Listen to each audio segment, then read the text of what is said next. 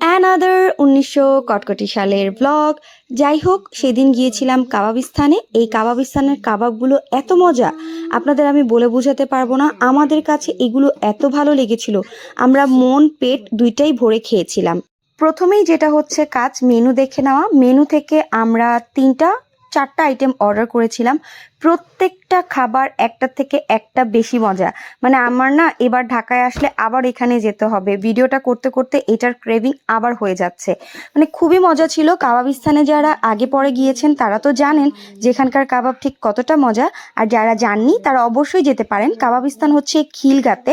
আমরা খিলগার ব্রাঞ্চেই গিয়েছিলাম। ওদের আরও কোনো ব্রাঞ্চ আছে কিনা আমার আসলে জানা নেই, বাট আমরা খিলগারটাতে গিয়েছিলাম।